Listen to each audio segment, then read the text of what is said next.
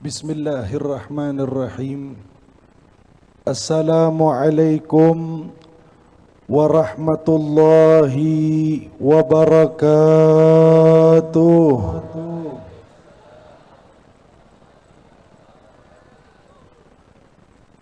Alhamdulillah. Alhamdulillahilladzi hadana lihadza wa ma kunna linahtadiya laula an hadanallah. Allahumma salli wa sallim wa barik wa karrim wa majjid wa azim wa tasharraf ala sayyidina Muhammadin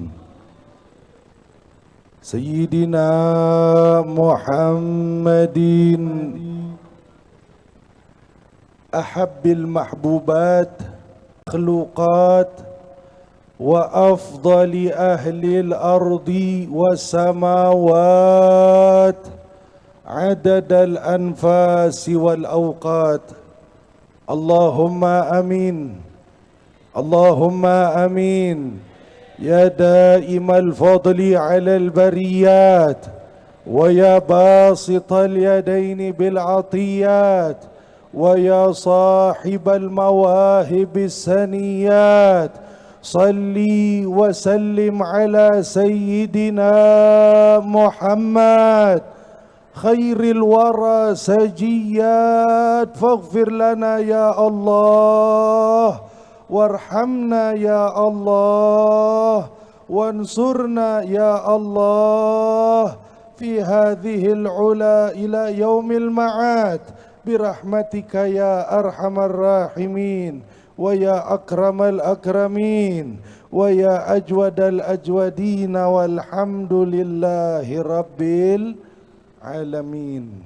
Amma ba'du, hadratil mukarramin wal muhtaramin, segenap alim ulama, para kiai, para habaib, para kesepuhan, para tokoh yang masyarakat yang mudah-mudahan kita doakan beliau semua senantiasa dijaga dan dilindungi oleh Allah Subhanahu wa taala.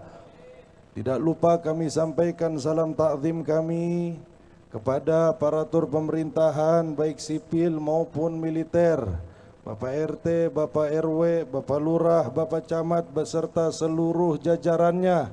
Mudah-mudahan para pemimpin-pemimpin kita diberikan kekuatan oleh Allah Subhanahu wa taala untuk bisa bertanggung jawab dengan amanahnya di dunia dan terlebih-lebih dengan amanahnya kelak ketika mereka menghadap Allah Subhanahu wa taala. Amin ya Allah ya Rabbal alamin. Khusus wabil khusus kami sampaikan salam ta'zim kami kepada guru kita bersama yang kita harapkan keberkahan ilmu dan kemanfaatannya, kepada Abuya Kiai Haji Ahmad Taifur Mawardi yang mudah-mudahan kita doakan bersama-sama hafizahullahu ta'ala amin wa mata'anallahu ta'ala amin bituli hayatihi amin fid dunya wal akhirah amin wa nafa'ana bihi wa bi'ulumihi wa bi asrarihi fid dini wad dunya wal akhirah amin ya Allah ya Rabbal alamin. Tidak lupa kami sampaikan salam ta'zim kepada sahibul fadilah, sahibul bait, pengasuh pondok pesantren Sirajul Huda, Kiai Haji Hasan Bisri beserta kakak beliau Kiai Haji Mustafa, yang mudah-mudahan keluarga besar pondok pesantren Sirajul Huda dipanjangkan umurnya oleh Allah Subhanahu wa taala fi sihah wal afiyah wa fi taatillah wa taatir rasul, dimudahkan segala urusannya, dimanfaatkan ilmunya, diistiqamahkan ibadahnya, diikhlaskan dakwah dan perjuangannya. Amin ya Allah ya Rabbal alamin. Kalau untuk para habaib, para kiai, saya sampaikan salam ta'zim. Untuk aparatur pemerintahan saya sampaikan salam hormat. Namun untuk yang satu ini Salam khusus dan teristimewa dari kami kepada seluruh kaum muslimin wal muslimat, para tetamu-tetamu Allah Subhanahu wa taala, tetamu-tetamu Nabi Muhammad sallallahu alaihi wasallam, tetamu-tetamu Sultanul Aulia Al-Imam Sayyidil Wali Sayyidil Aulia Al-Syekh Abdul Qadir Al-Jailani, yang di malam hari ini kita duduk berkumpul bersama-sama menjadi tamu beliau, di mana para ulama mengatakan hasyal karim yarudduhum atsyan. Mustahil seorang yang dermawan, mustahil seorang yang punya lemari keberkahan, mustahil seorang yang punya lemari kemanfaatan, seorang yang punya khazanah sir, seorang yang punya bergudang-gudang keberkahan akan memulangkan kita dalam keadaan kehausan. Kita semua datang ke sini berharap kemanfaatan Syekh Abdul Qadir Al-Jailani. Kita datang ke sini berharap keberkahan beliau. Kita semua datang dengan hajat berharap agar pulang hajatnya dikabulkan oleh Allah Subhanahu wa taala. Maka mari angkat tangannya kita minta sama Allah. Mudah-mudahan dengan keberkahan majlis di malam hari ini, dengan keberkahan magam Sultanul Aulia Syekh Abdul Qadir Al-Jailani, tidak satu pun yang datang ke majlis ini dengan dosa kecuali pulang dosanya diampuni oleh Allah. Tidak satu pun datang dengan hajat kecuali hajatnya dikabulkan oleh Allah. Tidak satu pun datang dengan penyakit cepat diangkat penyakitnya oleh Allah. Yang rezekinya masih sulit biar dibuka pintu rezekinya oleh Allah. Banyak rezeki namun diuji dengan syubhat dan haram biar diberkahi rezekinya oleh Allah. Dan yang terpenting mudah-mudahan kita minta sama Allah dengan keberkahan Syekh Abdul Qadir Al-Jailani, malam ini kita jadi tamu beliau. Mudah-mudahan kelak di yaumil qiyamah kita jadi tamu beliau untuk masuk bersama beliau ke dalam syurga Allah Subhanahu wa taala. Amin ya Allah ya Rabbal alamin. Hadirin wal hadirat yang dimuliakan oleh Allah Subhanahu wa taala, sebenarnya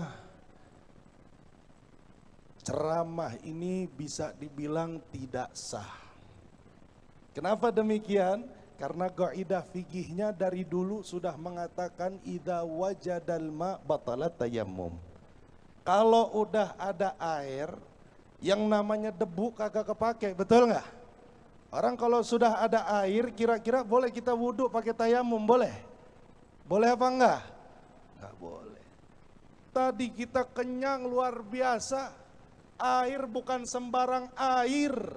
Itu air dari sumbernya langsung sudah disampaikan dari pembawa sumber yang memang bukan sembarang sumber.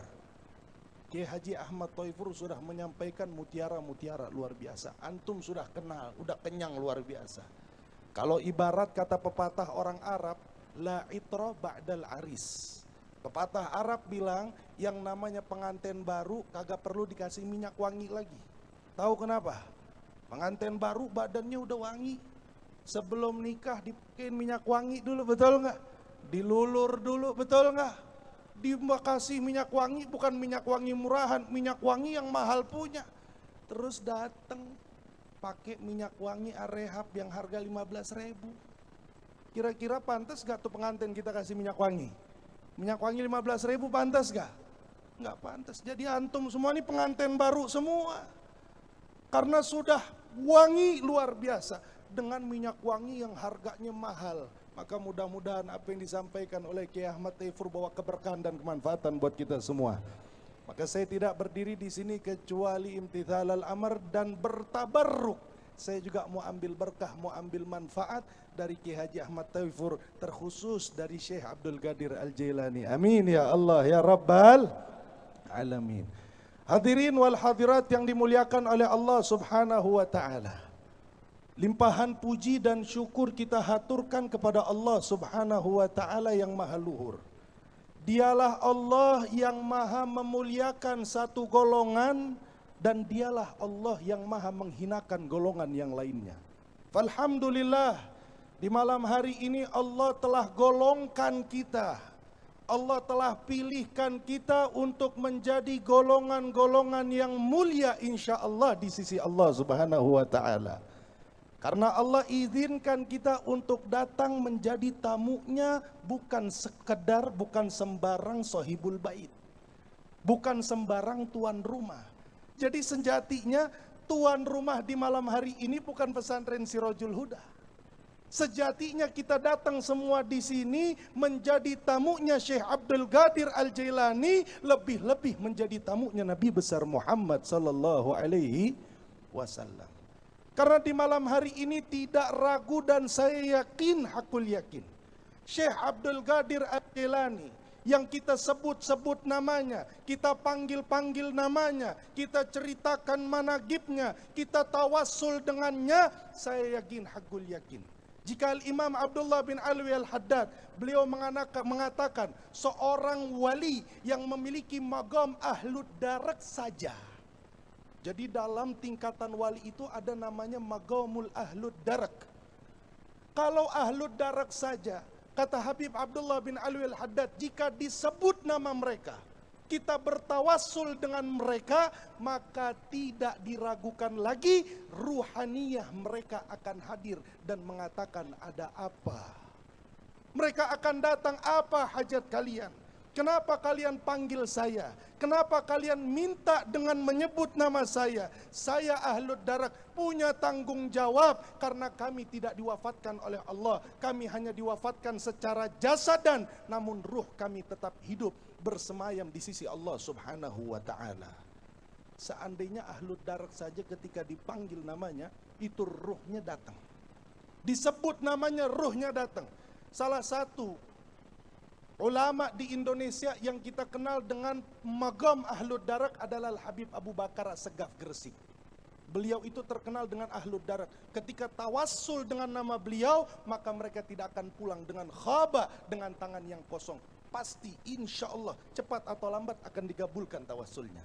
Maka bagaimana jika yang kita tawassuli di malam hari ini bukan sekedar ahlud darak, melainkan sayyidu ahlid darak, pemimpin daripada wali yang menyandang maqamud darak. Dialah Syekh Abdul Qadir Al-Jailani, Sultanul Aulia, qaddasallahu sirrahu wa nawwara darihahu wa nafa'ana bihi wa bi'ulumihi fid daraini amin ya rabbal alamin. Maka di malam hari ini saya yakin betul ruhaniyah Syekh Abdul Qadir Al-Jailani hadir di tengah-tengah kita. Karena beliau Sultanul Aulia. La taqulu lima yuqtalu fi sabilillahi amwat bal ahya inda rabbihim. Jangan pernah kita nyangka aulia itu ketika mereka meninggal jasadnya kemudian ruhnya ikut meninggal. Jangan sangka. Mereka hidup di sisi Allah, bal yurzakun, bahkan mereka diberi rezeki oleh Allah Subhanahu wa taala. Salah satu tafsir ulama yang menjelaskan apa mereka tuh dikasih rezeki apa? Apa mereka dikasih uang seperti kita yang hidup? Atau mereka dikasih makanan dan minuman seperti kita yang hidup? Bukan. Salah satu rezekinya mereka ulia ussalihin yang sudah diwafatkan oleh Allah, rezekinya adalah diizinkan mereka ruhnya untuk menengoki siapa dari anaknya, siapa dari muridnya, siapa dari cucunya, siapa dari keturunannya. Pak, insya Allah malam ini kita digolongkan menjadi murid-muridnya Syekh Abdul Qadir Al-Jailani. Maka tahukah kabar gembira apa hadirin wal hadirat yang kita dapatkan di malam hari ini pada saat kita menyebut-nyebut nama orang saleh? Pada saat kita menyebut, memanggil-manggil nama orang saleh, kabar gembira apa yang kita dapat? Ketahuilah sedikit-sedikitnya nama-nama kita semua telah disetorkan oleh Syekh Abdul Qadir Al-Jailani kepada Nabi Muhammad SAW. Untuk diingat namanya, untuk dikenal wajahnya satu persatu. Karena kita panggil Syekh Abdul Qadir Jailani tidak lain dan tidak bukan kita minta syafaat sama beliau. Kita minta pertolongan sama beliau. Kita minta jika nanti di yaumil qiyamah salah satu dari kita harus celaka dan masuk ke dalam neraka Allah, maka orang saleh yang bernama Syekh Abdul Qadir Al-Jailani adalah bekal dan harapan kita satu-satunya agar kita bisa selamat menghadap Allah Subhanahu wa taala. Sebab itulah kita dihadirkan di malam hari ini oleh Allah Subhanahu wa taala. Karena Bapak Ibu yang dimuliakan Allah, Allah tidak pernah mentakdirkan sesuatu sia-sia. Allah nggak pernah mentakdirkan sesuatu asal-asalan. Memang Allah jika ingin mentakdirkan sesuatu nggak susah buat Allah. Allah nggak perlu bersiap-siap. Allah nggak perlu bantuan malaikat, bantuan makhluk lain. Jika Allah ingin mentakdirkan sesuatu, cukup 2 huruf bagi Allah. Hanya huruf kaf dan nun terjadi apa yang diinginkan oleh Allah. Allah katakan dalam Al-Quran, idza arada syai'an ayyaqula lahu kun. Cukup dengan kun saja.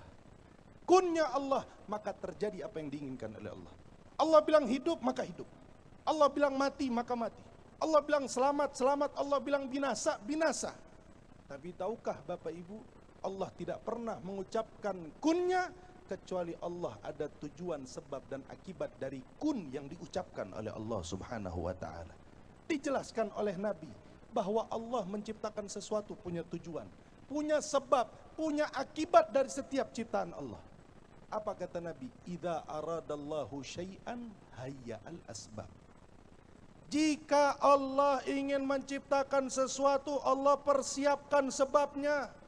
Allah mau lahirkan anak di muka bumi, maka Allah buat manusia berkumpul antara suami dengan istri. Allah ingin ciptakan ulama, Allah cetak santrinya.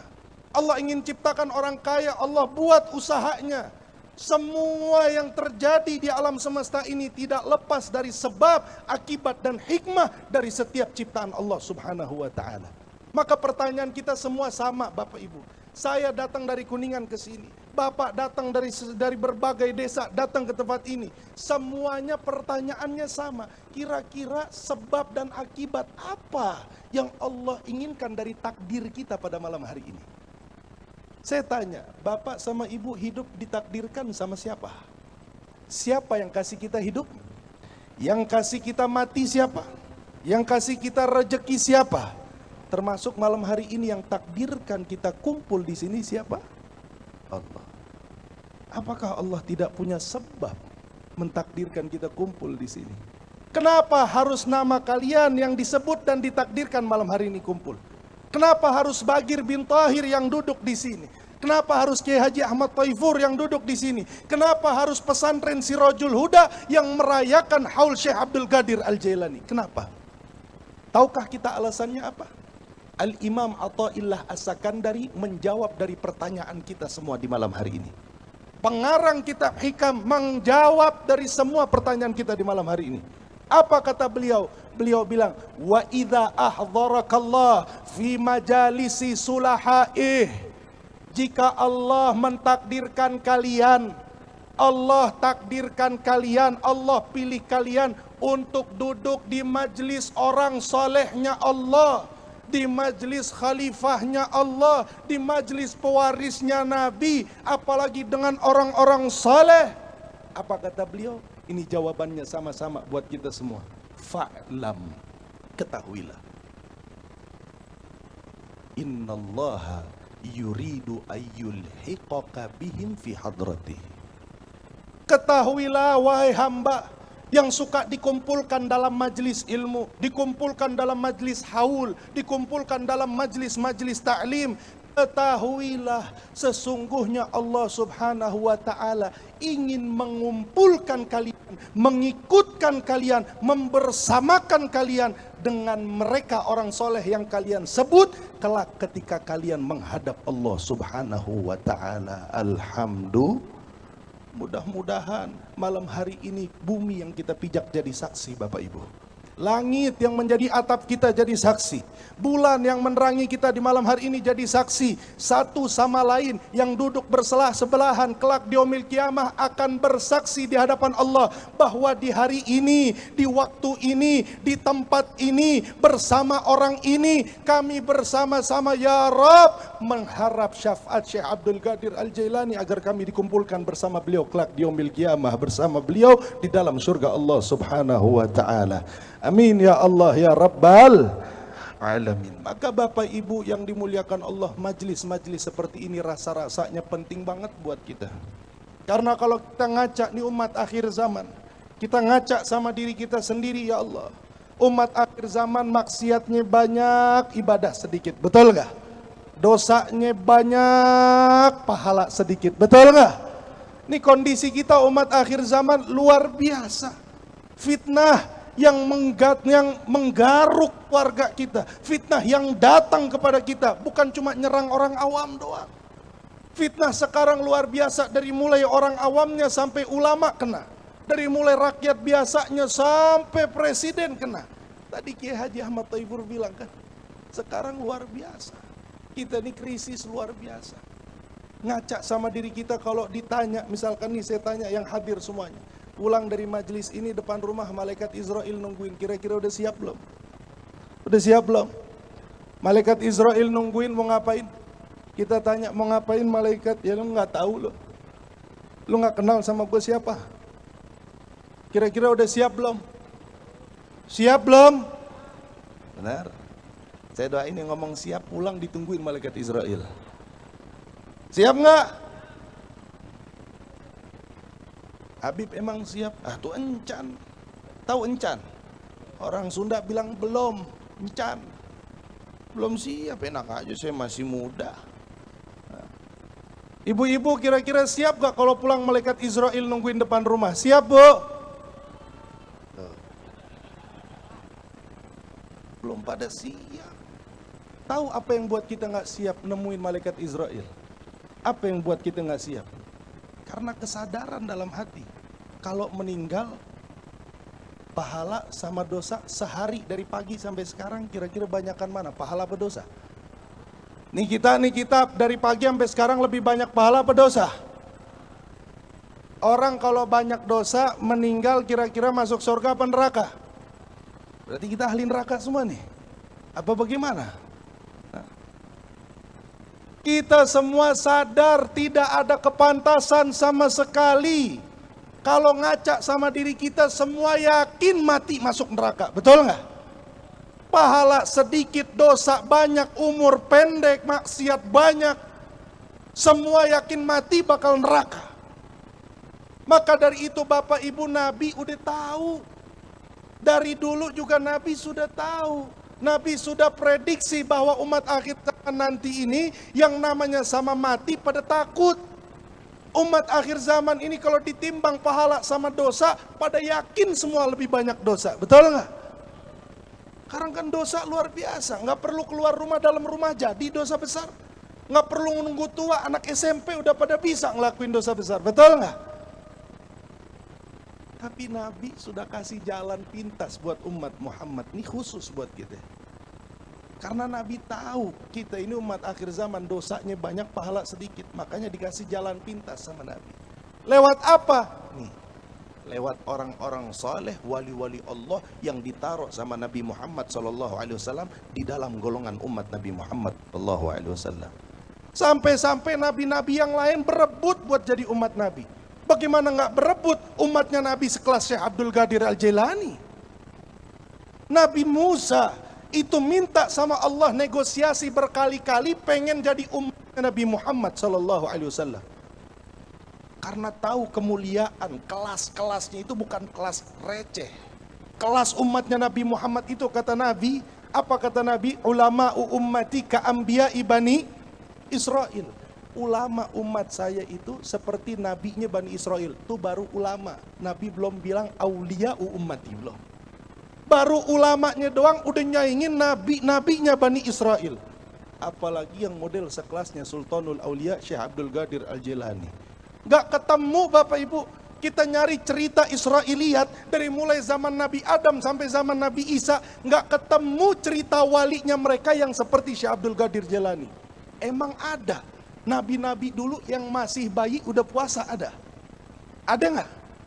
Gak ada. Syekh Abdul Qadir Al-Jailani baru lahir, begitu masuk bulan Ramadan, subuh-subuh setelah azan berkumandang, ibunya ngambil itu Syekh Abdul Qadir Jailani, disusuin, namanya anak bayi.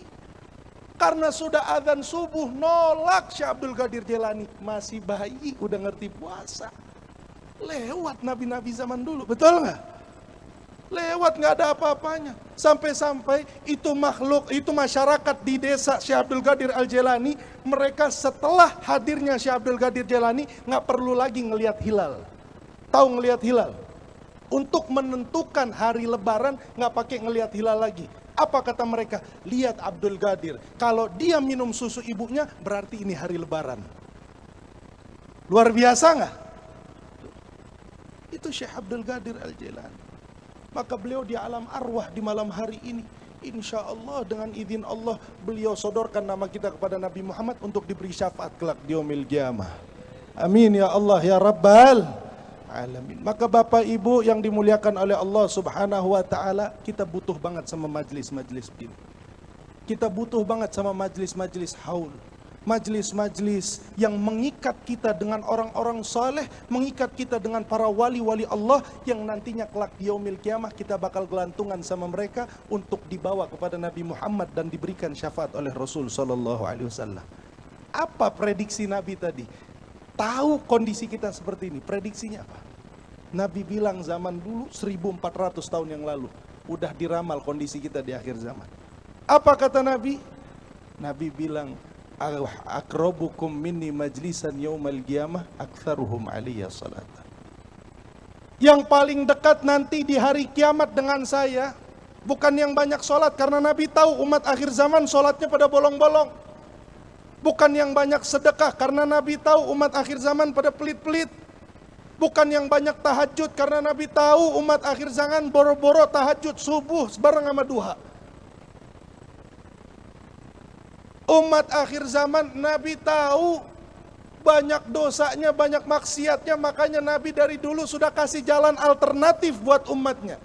Jika kalian ingin selamat kelak di yaumil qiyamah, nanti deket-deket sama saya.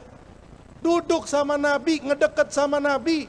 Dan syarat untuk dekat sama Nabi bukan banyak sholat sunnahnya, bukan banyak sujudnya, bukan banyak tahajudnya. Ya, syarat utama untuk dekat sama Nabi, Nabi kasih syaratnya gampang.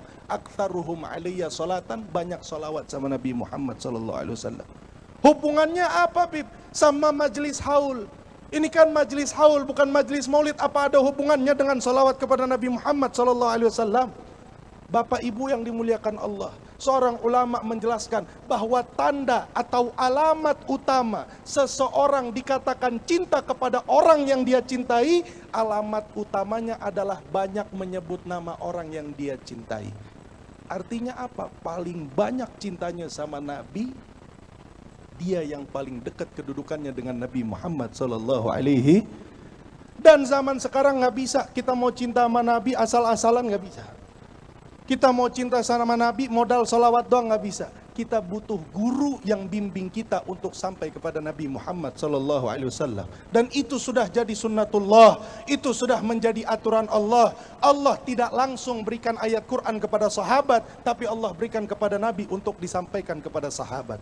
Allah tidak berikan hidayah kepada tabi'in langsung kepada tabi'in, tapi Allah lewati Nabi, lewat sahabat baru sampai kepada tabi'in. Dan terus ke bawah sampai Syekh Abdul Qadir Jailani, ke bawah terus sampai guru-guru kita yang hadir di hadapan kita. Dan mereka semualah yang menjadi perwakilan Nabi Muhammad untuk menyampaikan kita kepada Syekh Abdul Qadir Jailani dan menyampaikan kita kepada Rasul sallallahu alaihi wasallam, yang tujuan utamanya agar kita semua sampai kepada Allah Subhanahu wa ta'ala. Maka Bapak Ibu yang dimuliakan Allah, Bapak nggak salah pilih majelis seperti ini. Hadir di majelis seperti ini kita semua nggak salah. Kita memilih pilihan yang tepat. Kita memilih pilihan orang yang Nabi sallallahu alaihi wasallam sudah jamin. Nabi sallallahu alaihi wasallam sudah pastikan orang yang bergantungan dengan orang-orang saleh, dengan sifat-sifat yang ada di dalam diri Syekh Abdul Qadir Jailani, insya Allah kita pegang teguh Syekh Abdul Qadir Jailani, kita ikuti akhlaknya, kita ikuti cara beliau meniru Nabi Muhammad sallallahu alaihi wasallam. Insya Allah semua bakal selamat nanti di yaumil qiyamah, bukan karena kita ngikutin nabinya, tapi karena kita cinta dengan Syekh Abdul Qadirnya. Karena sebab itunya nanti kita masuk ke dalam surga Allah Subhanahu wa ta'ala. Maka dari itu Bapak Ibu yang dimuliakan oleh Allah Subhanahu wa ta'ala, ngomong Syekh Abdul Qadir Jailani jangan cuma senang sama keramatnya doang, jangan cuma senang sama karomahnya doang. Kita jangan sampai jadi orang yang kata Habib Ali Al-Habsyi, pengarang Maulid Simtud Duror, beliau bilang dalam salah satu qasidahnya, wa inni idza dzukirat manazilu sadati kadat dumu'ul aini an tajri dama. Beliau bilang, saya kalau lagi diceritain karomah itu hampir mata saya keluar air mata, bukan air, tapi hampir keluar darah, kata beliau. Kan kita dengar Syekh Abdul Qadir dari bayi puasa, dengar dari Kiai Ahmad Taifur tadi bagaimana orang-orang dulu dia ngejual raja, Bagaimana orang dulu nggak takut sama sultan. Oh, karomah, karomah, karomah, karomah kita dengar. Tapi Habib Ali Habsyi, saya kalau dengar karomah, karomah guru saya, karomah, karomah kakek-kakek saya, kata beliau, ini mata hampir bukan nangis air mata, tapi nangis darah, kata beliau. Kenapa demikian? Karena saking malunya saya, siapa saya dan siapa mereka. Saya dengar yang satu bisa jalan di atas air, yang satu baca wirid sampai terbang, yang satu baca tasbih sampai sejadah tasbihnya. Itu semua yang hadir di situ ikut baca tasbih. Benda-benda mati, pohon ikut baca tasbih. Terus saya Ali bin Muhammad Al-Habsyi siapa? Saya baca tasbih nggak bisa, saya jalan di atas air nggak bisa. Siapa saya? Jangankan keramat, buat istiqomah saja susah. Sehingga karena sebab dengar karomah-karomah itu, beliau termotivasi. Sampai-sampai ibunya itu sampai ngeluh. Datang kepada Habib Abdullah bin Husain bin Thoir, Habib, ini Ali bin Muhammad Al-Habsyi, dia nggak mau keluar dari kamar. Setiap hari dia ibadah sampai pagi, pagi sampai malam. Saya capek, dia nggak ngasih waktu buat keluarganya. Akhirnya Habib Abdullah datang ke Habib Ali Habsyi. Ali Habsyi, kamu nggak usah ibadah terlalu parah. Kamu kasih waktu buat keluarga. Kita punya Syekh Abdul Qadir Jailani, kita punya Imam Faqih Muqaddam, kita punya Imam Fulan, kita punya Imam Fulan. Kita nanti di yaumil kiamah ikut sama bendera mereka aja. Akhirnya Habib Ali Habsyi bilang, apa? Habib, maafin, saya nggak mau ikut sama bendera mereka. Nanti di yaumil kiamah saya mau bawa bendera sendiri, kata beliau. Saking malunya beliau dengar cerita-cerita karomah orang-orang soleh, tapi justru karomah itu bukan memotivasi kita untuk meniru mereka, tapi hanya kebanggaan-kebanggaan semata yang itu hanya keluar dari lisan kita dan tidak bermanfaat buat kehidupan kita. Maka dari itu Bapak Ibu yang dimuliakan Allah Subhanahu wa taala, setidaknya tiru akhlaknya Syekh Abdul Qadir Jailani. Tiru gaya hidupnya. Salah satunya Ki Ahmad Thaifur tadi bilang, yang paling menonjol dari Syekh Abdul Qadir Al-Jailani adalah ittiba'uhu bin Nabi Muhammad sallallahu alaihi wasallam. Beliau adalah seorang wali yang kalau kita ngelihat beliau 11-12 kayak kita ngelihat Nabi Muhammad sallallahu alaihi wasallam.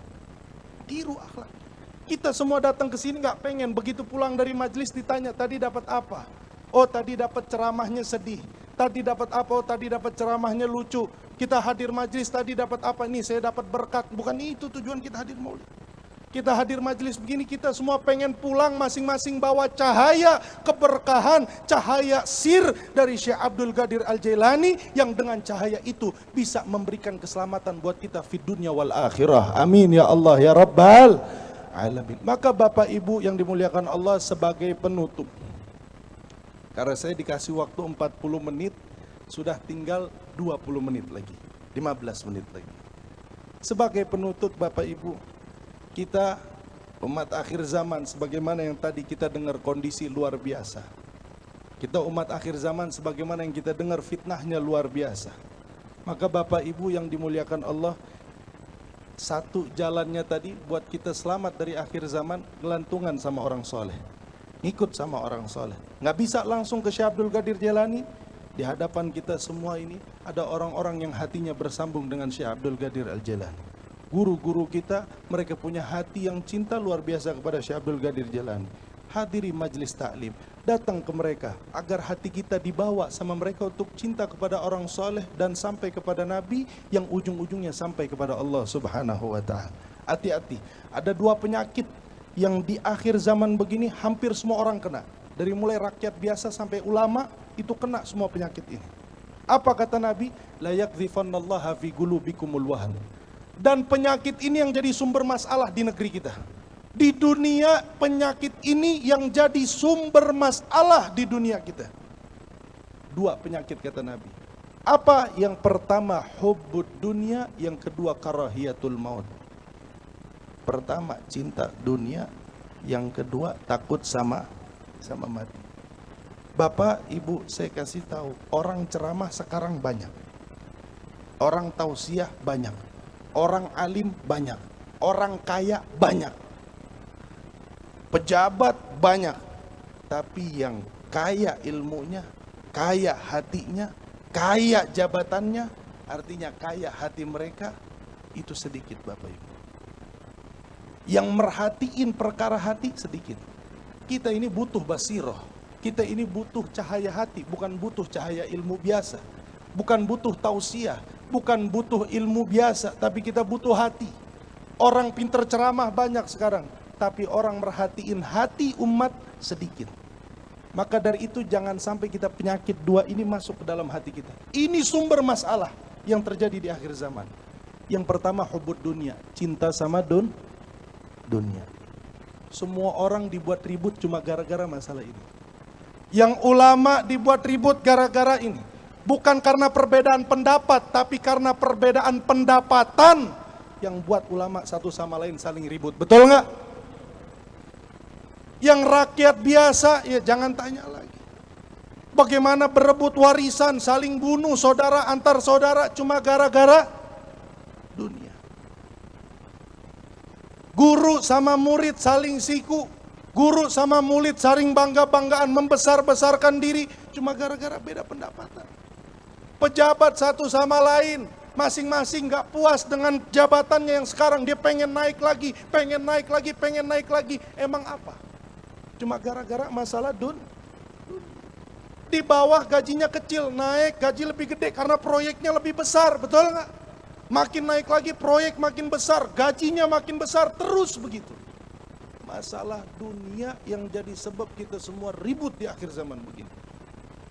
Anak-anak muda sekarang, dunia itu kan isinya harta, tahta sama wanita.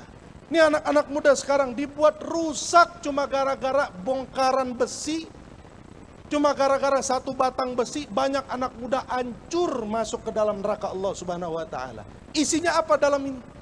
Kalau bukan wanita.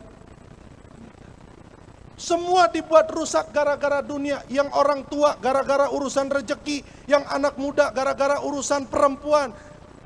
Yang sudah punya masa, yang sudah punya pesantren, punya organisasi, gara-gara tahta, nggak ada kepuasan dalam hati, rezeki sudah lancar, keluarga sakinah mawaddah warahmah, pengen dipandang sama orang sehingga dia mengejar tahta dunia.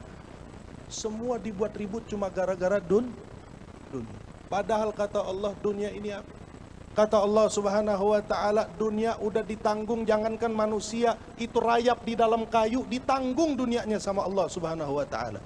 Lihat bagaimana Nabi Sulaiman diajarin sama Allah, supaya rezeki itu Sulaiman, harta kamu banyak itu dari saya. Harta kamu banyak itu dari saya, duit kamu banyak, kerajaan kamu besar, itu dari saya Allah.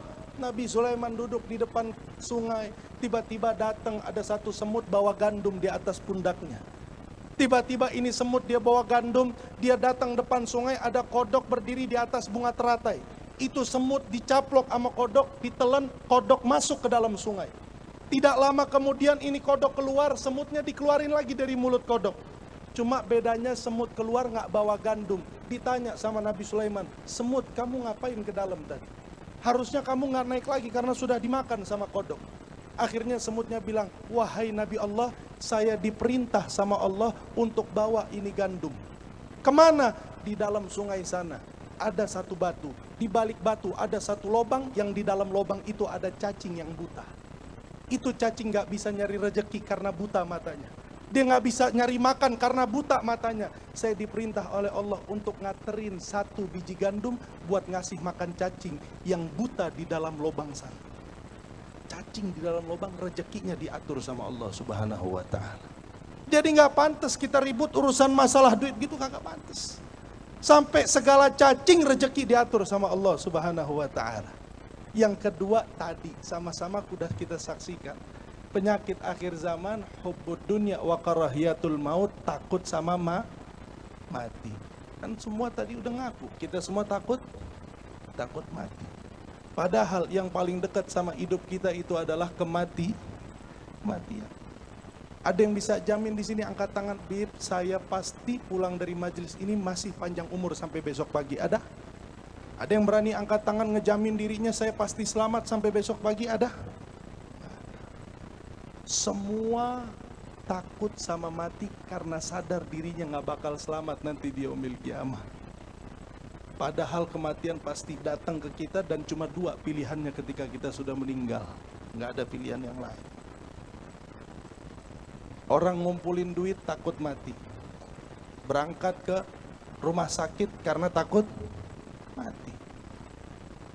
Orang berobat takut mati. Orang sakit berobat ke sana, ikhtiar takut mati. Semuanya gara-gara takut. Apalagi kemarin pas masih zaman Covid, subhanallah. Itu orang semua kelihatan takut matinya, betul nggak? Saya pernah pas lagi ngecek istri saya USG, masuk ke dalam rumah sakit. Selesai ngecek, istri saya duduk di meja.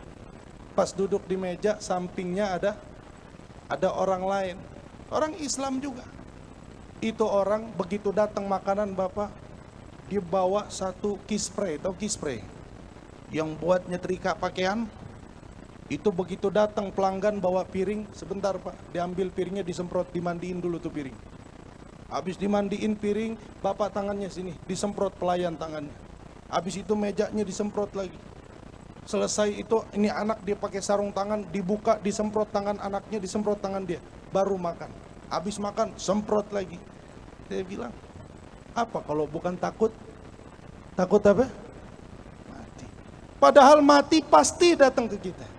Bedanya kita sama orang soleh, bedanya kita sama Syekh Abdul Qadir Jailani, kalau mereka orang soleh sama kematian jadi cita-cita. Kalau kita sama mati takut. Teringat cerita Sayyidina Abdurrahman Ad-Dibai, pengarang Maulid Diba. Bagaimana beliau sama kematian itu didamba-dambakan, dicintai, ditunggu-tunggu. Sebelum beliau meninggal dipanggil anaknya, anak, abah pengen wasiat 2 hal. Apa abah? Yang pertama, tolong kalau abah meninggal jangan ada yang nangis mengiringi jenazah abah. Yang kedua, kalau abah meninggal tolong iringi jenazah abah dengan bacaan ya Nabi salam alaika ya Rasul salam alaika. Tiba waktu kematian beliau, tiba ajal beliau, selesai dikafani, selesai dimandikan, selesai disolatkan, waktunya keranda diangkat. Begitu diangkat sama 4 orang, karena ada 4 besi dari keranda, 4 orang pegang besi, angkat, nggak keangkat keranda. Tambah lagi 4 orang, 8 orang angkat, masih nggak keangkat. Tambah lagi 12 orang, nggak keangkat. Anaknya datang, 100 orang ngangkat keranda abah, nggak bakal keangkat. Kenapa? Ini masih banyak yang nangis. Abah wasiat kalau beliau meninggal, jangan ada yang nangis. Gimana orang nggak nangis Pak? Kehidupan beliau mengingatkan masyarakat kepada Nabi Muhammad SAW. Orang dengar ceritanya, orang dengar syairnya Maulid Diba, semua orang nangis rindu sama Nabi. Sehingga ketika beliau meninggal, orang-orang tuh ngerasa kehilangan, bukan kehilangan Abdurrahman Ad-Dibai, tapi ngerasa kehilangan Nabi Muhammad SAW. Akhirnya diupayakan, semua ngelap air mata, nggak boleh ada yang nangis, diangkat ini keranda, cukup 2 orang keangkat kerandanya Bapak Ibu. Ini bedanya kita sama orang soleh. Kalau kita takut mati, kalau orang soleh itu mati ditunggu-tunggu. Kenapa? Ada alasannya. Begitu diangkat 2 orang, dibawa masih nggak bisa. Didorong nggak bisa.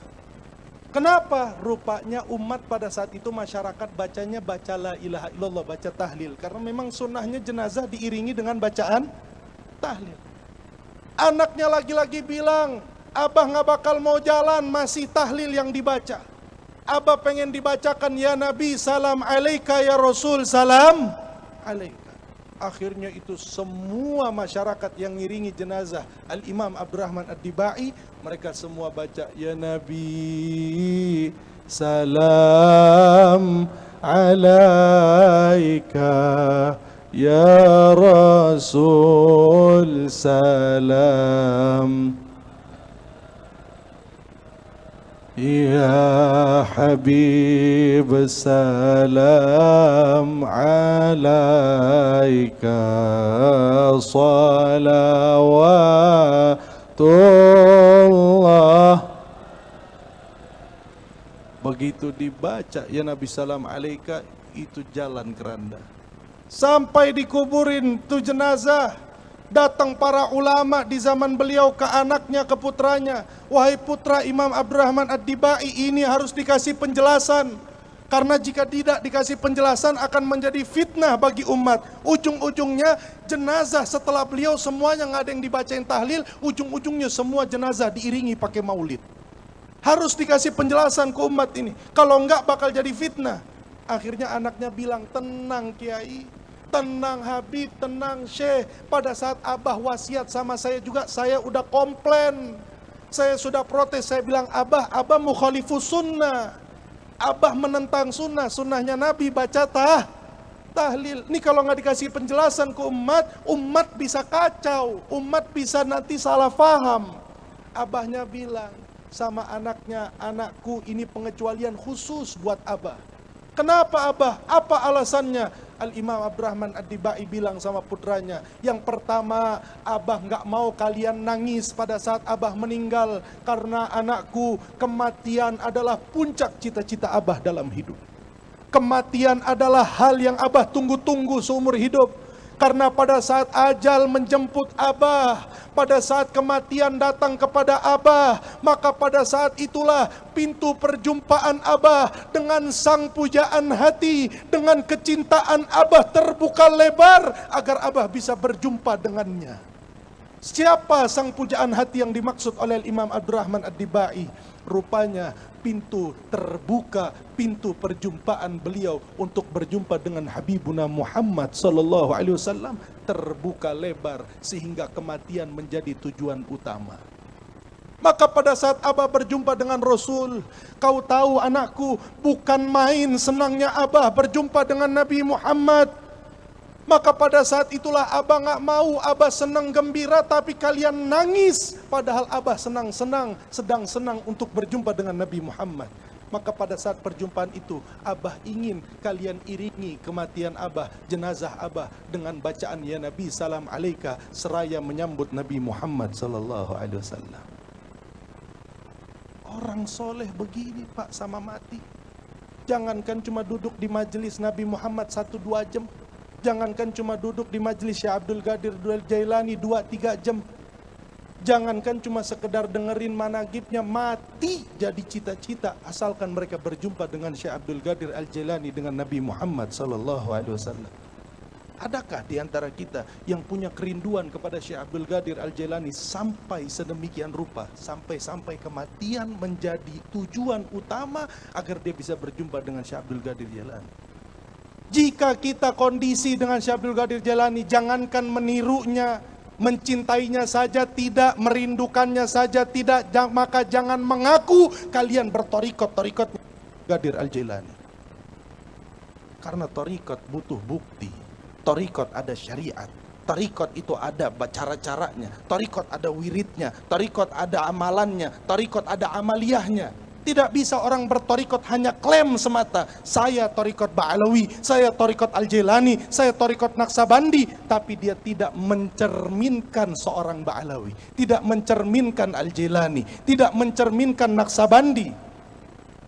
Torikot ada amaliyah, ada bukti yang harus kita buktikan Bapak Ibu. Maka di mana tempat pembuktian tersebut? Di majelis seperti ini. Jangan cuma hadir 1 tahun sekali. Di sini ada majelis mingguan, betul Kiai. Ada majelis mingguan di sini. Di situ diajarkan amaliyah Syekh Abdul Qadir Jailani, dibacakan managib Syekh Abdul Qadir Jailani, bagaimana ibadah beliau, bagaimana sujudnya beliau, bagaimana tasawufnya beliau, bagaimana wiridnya beliau. Kita ngelihat orang soleh itu jangan ngelihat akhirnya doang. Salah satu ulama mengatakan, man nazara ila nihayatir rijal sara zindiq. Orang yang ngelihat dari akhirnya orang-orang soleh, mereka akan menjadi orang yang bejat. Kalau kita cuma lihat keramatnya, kita cuma lihat pesantrennya, kita cuma lihat santrinya banyak, kita jadi orang bejat.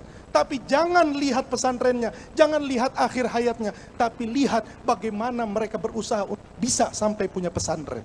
Bagaimana mereka bermujahadah sampai bisa punya santri. Bagaimana mereka bermujahadah sampai bisa punya karamah. Wa man nazara ila bidayatir rijal sara siddiq. Orang yang ngelihat kepada permulaan orang-orang soleh, mereka akan menjadi orang-orang yang tulus, orang-orang yang sejati, orang-orang yang jujur di dalam cintanya kepada orang soleh tersebut. Maka sebagai penutup Bapak Ibu yang dimuliakan Allah, seperti yang saya bilang tadi, kematian adalah hal yang paling dekat dengan diri kita. Maka kita semua ini adalah calon-calon ahli barzah. Kita semua bakal nyusul Syekh Abdul Qadir Al-Jailani. Maka perhatikan bagaimana cara kita menyusul beliau. Seandainya kita menyusul beliau dengan bukti cinta hanya keluar dari lisan, tidak ada amaliyahnya, tidak ada itibanya, tidak ada wiridnya, tidak ada bagaimana mengikuti cara-cara mujahadah Syekh Abdul Qadir Jailani, ketahuilah kelak di alam barzah Syekh Abdul Qadir pun enggan untuk diingat dan dikenal oleh kita. Bagaimana kita menghadap beliau? Beliau hanya menerima orang-orang yang meninggal dalam keadaan husnul khatimah. Karena beliau sudah titipkan warisan-warisan. Jika kalian ingin ikut dengan saya tinggalkan Fathur Rabbani. Jika kalian ingin ikut dengan saya tinggalkan kitab ini, saya tinggalkan kitab itu. Di situ warisan saya, agar kalian pengikut-pengikut saya, pecinta-pecinta saya, kenal dengan saya. Bukan hanya sekedar terkenal, tapi ikut dan mengikuti bagaimana ajaran-ajaran saya, bagaimana amalia-amalia saya. Maka Bapak Ibu, kematian cuma dua judulnya, husnul khatimah dan su'ul khatimah. Tidak ada cara mati yang lain. Semua di antara kita pasti mati, tapi bagaimana matinya? Husnul khatimahkah atau su'ul khatimah? Sebagai penutup saya kasih soft terapi. Satu persatu dari su'ul dan husnul ini saya akan jelaskan. Fikirkan, kita mau pilih yang mana? Mau su'ul khatimahkah atau husnul khatimah? Kita mulai dengan orang yang meninggal su'ul khatimah. Bapak Ibu, orang jika meninggal dalam keadaan su'ul khatimah, tidak ada kabar, tidak ada tanda-tanda dia akan menghadapi ajal. Lain dengan husnul. Orang yang husnul khatimah, 1 bulan 40 hari sebelum meninggal sudah terlihat tanda-tanda. Sehingga orang-orang soleh ketika ingin meninggal dunia, mereka kumpulkan anak-anaknya, mereka tulis wasiatnya, mereka panggil istrinya, mereka panggil keluarganya. Seakan-akan mereka akan pergi jauh karena mereka tahu sudah ada tanda-tanda kematian akan menghampirinya. Tapi jika orang yang meninggal su'ul khatimah, jangankan tanda-tanda, rasa akan menghadapi kematian saja dia tidak akan merasakan. Bahkan mereka akan merasakan bahwa sakit saya kali ini akan menjadikan sakit yang nantinya akan sembuh. Saya sekarang lemas, insya Allah habis ini saya masih kuat. Sehingga mereka seakan-akan gak ada rasa takut untuk mati. Orang yang meninggal su'ul khatimah gak ada tanda-tanda dari Allah. Sudahlah tidak dikasih kabar, tidak dikasih alamat. Begitu waktunya meninggal dunia Bapak Ibu, itu malaikat Israel datang bisa 2 wujud. Yang pertama dengan wujud yang sangat menyeramkan, yang kedua dengan wujud yang sangat menenangkan. Bagaimana tolak ukurnya? Israel datang dengan menyenangkan dan dengan menyeramkan. Kalau orang su'ul khatimah, gak ada orang yang nemenin dia pada saat meninggal dunia. Orang yang su'ul khatimah dia meninggal sendiri. Tidak ada ruh Nabi Muhammad, tidak ada ruh Syekh Abdul Qadir Jailani. Salah satu manfaat cinta dengan orang soleh yang sudah meninggal, kita punya ta'alluq, misalkan bapak ibu cinta sama keramat kuitang. Salah satu manfaatnya nanti ketika ibu bapak meninggal, keramat kuitang, sahibul kuitang akan berdiri duduk di sebelah kita untuk menemani kita sakaratul maut. Itu salah satu manfaatnya. Cinta sama Syekh Abdul Qadir Jailani, salah satu manfaatnya ketika Israel datang buat mencabut nyawa, ruh beliau duduk di situ untuk menunggu kita pada saat dicabut sakaratul maut. Maka nggak sedikit cerita-cerita, boleh tanya sama orang-orang soleh, boleh tanya sama cucu-cucu orang soleh, bagaimana abah mereka ketika hendak meninggal dunia. Mereka menyaksikan abahnya, menyaksikan gurunya, ruh-ruh orang soleh yang beliau dalam hidupnya rutin membaca Fatihah, rutin bertawassul, rutin membaca managib. Mereka saksikan ruh-ruh itu hadir untuk mendampingi putranya, mendampingi muridnya untuk meninggalkan dunia menghadapi sakaratul maut. Tapi orang su'ul khatimah dia sendiri. Maka Israel akan datang dengan kondisi yang menyeramkan. Dicabut mulai dari ujung kaki ruhnya. Maka pada saat ruhnya dicabut oleh Israel, Bapak Ibu, sakitnya sakaratul maut bagaikan tubuh yang dicabik-cabik dengan 100.000 cabikan pedang, bagaikan pohon yang tertanam ratusan ribuan tahun, kemudian pada saat dicabut pohon itu dengan paksa. Begitu kondisi orang yang dicabut dari ujung kaki ruhnya. Maka pada saat dicabut, orang yang su'ul khatimah akan bergerak, berontak tubuhnya, saking sakit tubuhnya. Berontak ini orang yang meninggal su'ul khatimah. Dari mulai ujung kaki sampai di kerongkongan. Janji Allah buat orang yang meninggal, pada saat ruh sampai di kerongkongan, akan Allah perlihatkan sedikit daripada tempat dia nanti di akhirat. Di nerakakah atau di surgakah? Su'ul khatimah jelas tempatnya di mana? Di mana? Neraka. Neraka pada saat ditampakkan di depan orang yang su'ul khatimah, maka mulailah mata orang yang meninggal su'ul khatimah melotot. Setelah melotot, dia akan teriak meminta tolong kepada Allah. Apa yang dia katakan? Rabbi laula akhartani ila ajarin karib fa asaddaqu wa akum minas salihin. Ya Allah, tunda dulu ya Allah. Tunda dulu ya Rabb, saya pengen sedekah, saya pengen sholat, saya pengen puasa, saya nggak mau pacaran, saya nggak mau jalan dengan yang bukan mahram, saya nggak mau melihat yang haram. Dia nego sama Allah, ya Allah, tunda dulu ya Rabb, ini neraka serem banget ya Allah. Apa kata Allah sama orang yang su'ul khatimah? Sudahlah Israel mencabutnya dengan cara yang kasar. Allah katakan sama orang yang baru saja meminta kepada Allah, yang selama ini dia tidak menggubris panggilan Allah. Seakan-akan Allah mengatakan, setiap hari kau dengar hayya 'alas salah, di mana telingamu? Setiap hari kau lihat sesuatu yang haram, di mana matamu? Setiap hari para ustadz mengingatkan bagaimana haramnya ini, haramnya itu, di mana telingamu? Sehingga Allah katakan kepada orang yang meninggal su'ul khatimah, idza jaa ajaluha la yastakhiruna sa'atan wa la yastaqdimun. Mohon maaf, kalau sudah datang ajal kamu, ulamakah kamu, pejabatkah kamu, orang kayakah kamu, rakyat biasakah kamu, mohon maaf, ajal tidak memandang kamu ulama atau bukan. Ajal tidak memandang kamu pejabat atau bukan. Ajal tidak memandang kamu orang kaya atau bukan. Ajal pasti datang. Maka Allah bilang, kalau sudah datang ajalmu, saya nggak bisa majukan dan saya tidak bisa mundurkan, kata Allah. Maka dicabut ruhnya, Bapak Ibu. Begitu ruh keluar dari kepala, tangannya berusaha untuk menggapai ruh agar masuk lagi ke dalam tubuh, tapi sudah tidak mampu karena tangan sudah lumpuh, sudah nggak ada ruh. Sehingga orang yang meninggal dunia mangap mulutnya karena teriak minta tolong sama Allah. Setelah mangap mulutnya, matanya melihat ke atas karena berusaha tangannya menggapai ruh. Hanya saja mata yang masih bisa bergerak pada saat itu karena ruh keluar dari kepala. Orang yang meninggal dunia tanya sama mudin yang biasa ngurusin jenazah, mereka pasti sering ngelihat ada orang meninggal, mulutnya mangap, matanya melotot ngelihat ke atas. Na'udzubillahi min dzalik. Kematian yang kedua, yang mudah-mudahan kita semua malam hari ini meninggal dalam keadaan husnul khatimah. Bibarakati Syekh Abdul Qadir Al-Jailani wa bibarakati Nabi Muhammad sallallahu alaihi wasallam. Orang yang meninggal husnul khatimah tenang Bapak, ma yakhaf. Mereka enggak bakal takut.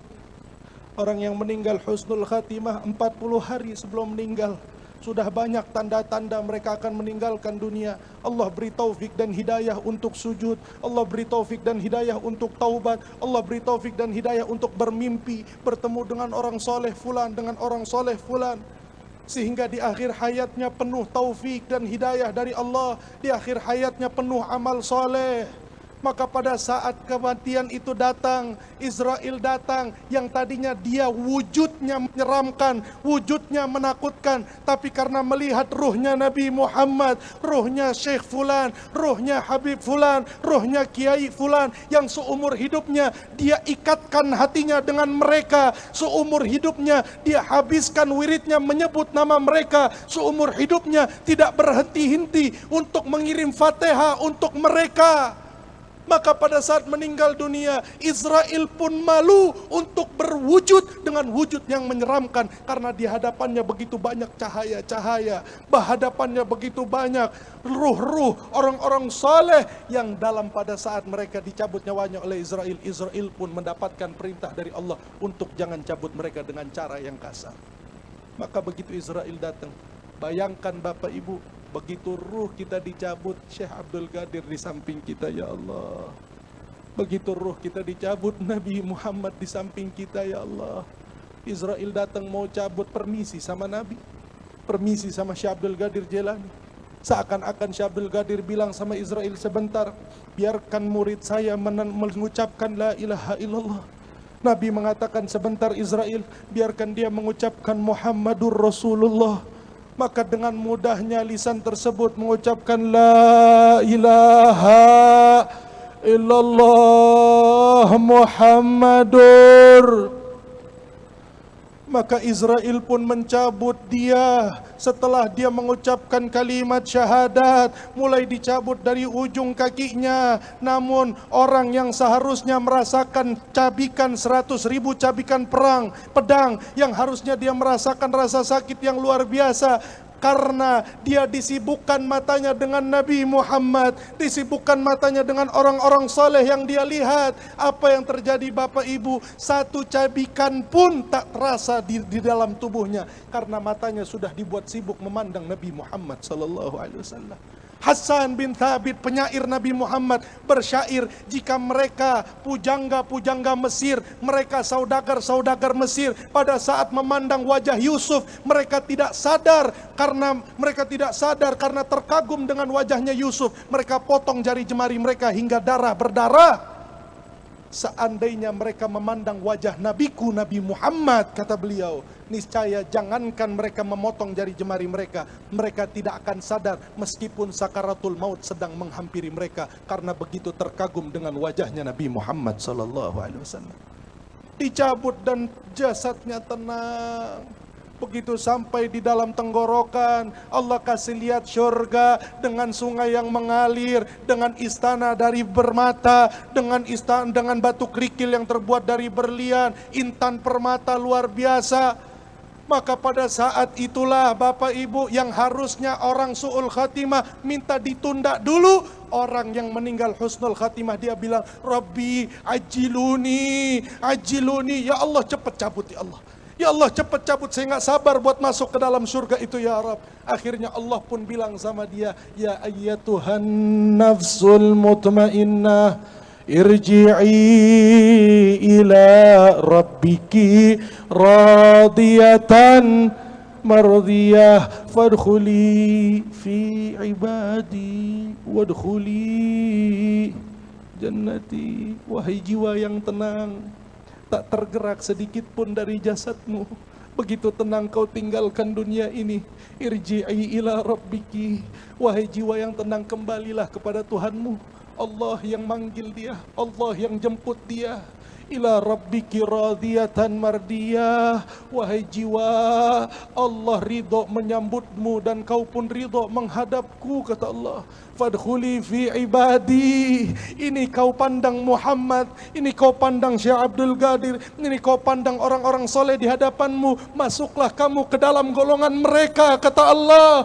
Wadkhuli jannati, surga yang aku perlihatkan sedikit dari kenikmatannya, itu tempat untukmu, masuklah ke dalam surgaku, kata Allah subhanahu wa ta'ala. Maka pada saat dicabut nyawanya, tersenyum bibirnya, berbinar-binar matanya, seakan-akan ada air mata yang ingin menetes, bukan karena sedih, melainkan karena terharu memandang wajah orang-orang soleh, terlebih wajahnya Nabi Muhammad sallallahu alaihi wasallam. Allahumma shalli wa sallim barik. Maka harapan kita semua hadirin, kita pengen meninggal Syekh Abdul Qadir hadir di tengah-tengah kita. Itu harapan kita. Maka dari itu ketahuilah, tadi saya bilang, nggak bisa kita mengklaim hanya klaiman semata. Kita harus punya bukti. Kita harus buktikan, saya cinta sama Syekh Abdul Qadir Jailani. Panggil namanya, sebut namanya, kirimkan Fatihah untuknya, tawassul dengannya, kaji tentangnya, ikuti akhlaknya, gaya hidupnya, cara meniru sunnahnya, ikuti istiqamahnya, baca karangannya, belajar dengan orang yang mencintainya.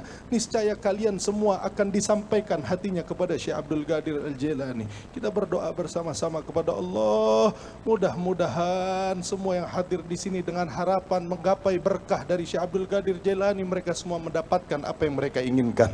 Pulang dengan keberkahan yang begitu besar dari beliau, pulang dengan kemanfaatan yang begitu besar dari beliau, pulang mendapatkan nazarah, pandangan dan madat serta anugerah dari beliau. Amin ya Allah ya Rabbal Alamin. Guru-guru kita doakan, mudah-mudahan guru-guru kita sampai lebih dulu kepada Syekh Abdul Qadir Jailani, sehingga bisa menyampaikan kita semua kepada beliau. Dan mudah-mudahan guru-guru kita Allah kasih sehat, Allah kasih panjang umur, Allah kasih kemudahan dalam rezekinya, kemudahan dalam urusannya, kemudahan dalam segalanya. Dan mudah-mudahan pesantren Sirajul Huda dijadikan pesantren yang akan keluar dari pesantren ini cahaya-cahaya keilmuan, cahaya-cahaya rahasia Allah, cahaya-cahaya keberkahan, cahaya-cahaya yang memberikan manfaat untuk umat. Amin ya Allah Allah ya Rabbal Alamin. Hadirin wal hadirat yang dimuliakan Allah, satu pesan dari guru saya Habib Quraish Baharun, Bagir, kalau kamu ceramah di mana-mana sampaikan pesan ini. Apa Habib? Kamu punya datuk, punya qasidah luar biasa. Habib Abdullah bin Husain bin Tahir pada saat zaman Hadramut diserang oleh PKI, pada saat itu beliau di setiap masjid-masjid, di setiap pesantren-pesantren beliau bacakan ini qasidah dengan tujuan supaya Allah beri jalan keluar untuk umat Islam, Allah beri kemenangan untuk umat Islam. Walhamdulillah, dengan keberkahan tersebut PKI dari Hadramut keluar, dinasti Yafi dari Hadramut Yaman keluar dan diganti dengan kerajaan Al-Qatiri, yang kerajaan tersebut berpihak kepada para ulama, berpihak kepada Ahlus Sunnah wal Jamaah. Maka dari itu Bagir, sampaikan di setiap ceramah kamu qasidah ini, kasih ijazah untuk mereka supaya dengan niatan mudah-mudahan saudara kita umat Islam yang ada di Palestina, Allah berikan jalan keluar untuk mereka, Allah berikan kemenangan untuk mereka, dan Allah hancurkan musuh-musuh Allah baik yang ada di sana maupun yang ada dimanapun di dunia ini. Mudah-mudahan Allah Subhanahu wa Ta'ala cepat hancurkan umat-umat orang-orang yang benci dengan agama Islam, musuh-musuh Allah Subhanahu wa Ta'ala, terkhusus saudara-saudara kita yang di Gaza. Maka saya minta semuanya untuk mari sama-sama kita baca qasidah ini. Qasidah tersebut karangan Habib Abdullah bin Husain bin Tahir, beliau pengarang kitab Sulamut Taufik. Dengan qasidah ini mudah-mudahan semua fitnah Allah cabut, semua fitnah Allah angkat, semua penyakit-penyakit hati di negeri kita semua Allah angkat, semua kerusakan-kerusakan Allah angkat. Terlebih sebentar lagi akan terjadi banyak fitnah luar biasa, akan saling menghujat, akan saling menghasut, akan saling menuduh. Mudah-mudahan Allah selamatkan kita semua dari fitnah akhir zaman ini. Dan khusus buat saudara kita yang di Gaza, ya Allah, Allahumma syattid syamlahum, Allahumma dammir addahum, Allahumma gallil addahum, Allahumma ansur ikhwanana fi Palestin, Allahumma ansur ikhwanana fi Palestin, Allahumma ansur ikhwanana fi Palestin, Allahumma ahlik man fi halaki salah al-Islam wal muslimin, Allahumma ahlik man fi halakihi salah al-Islam wal muslimin birahmatika ya arhamar rahimin wa ya ajwadal ajwadin wa ya akramal akramin walhamdulillahi rabbil alamin. Sama-sama kita baca semua. Ya arhamar ya arhamar rahimin, ya arhamar rahimin, farij alal muslimin, ya arhamar semuanya, ya arhamar rahimin, ya arhamar rahimin, farij alal muslimin. Sama-sama semua, ya arhamar rahimin, ya arhamar rahimin, ya arhamar rahimin, farij alal muslimin, ya Rabbana ya Karim, ya Rabbana ya Rahim, antal jawadul halim wa anta ni'mal mu'in, ya arhamar rahimin, ya arhamar rahimin, ya arhamar rahimin, farij alal muslimin bijahi taha rasul jud rabbana بالقبول وهب لنا كل سول ربي استجب لي أمين يا أرحم الراحمين يا أرحم الراحمين يا أرحم الراحمين فرج على المسلمين ربنا تقبل منا إنك أنت السميع العليم وتب علينا إنك أنت التواب الرحيم. اللهم مغفرتك أوسع من ذنوبنا ورحمتك أرجى عندنا من أعمالنا فاغفر لنا يا غفور وارحمنا يا رحمن برحمتك يا أرحم الراحمين. اللهم لا تدع لنا ذنبا إلا غفرتها ولا هما إلا فرجتها ولا دينا إلا قضيتها ولا حاجة من حوائج الدنيا والآخرة ولنا فيها صلاح ولك فيها رضا إلا قضيتها برحمتك يا أرحم الراحمين. اللهم أهلك من في هلاكه صلاح الإسلام والمسلمين. اللهم في شر الظالمين. اللهم انصر إخواننا في فلسطين. اللهم جدد شملهم. اللهم فرق جمعهم. اللهم دمر عدهم. اللهم قلل عدهم واجعلهم في الغابرين واجعلهم في الغابرين واجعلهم في الغابرين بجاه طه الرسول. جد ربنا بالقبول وهب لنا كل سن. رب استجب لي آمين. يلا بها يلا بها يلا بحسن يلا بها يلا بها يلا بحسن يلا بها يلا بها يلا بحسن دعواهم فيها سبحانك اللهم وتحيتهم فيها سلام وآخر دعوانا أن الحمد لله رب العالمين. قبول إن شاء الله. Amin ya Allah ya Rabbal Alamin. Hadirin wal hadirat Allah yang dimuliakan oleh Allah Subhanahu wa taala. Mungkin hanya ini yang bisa saya sampaikan. Mohon maaf dari awal sampai akhir. Mohon maaf jika kata yang salah, kurang pantas, terlalu panjang dalam bertausiah. Mohon dibukakan pintu maaf sebesar-besarnya. Hadani Allah wa iyyakum ajma'in. Tsumma assalamu alaikum warahmatullahi wabarakatuh.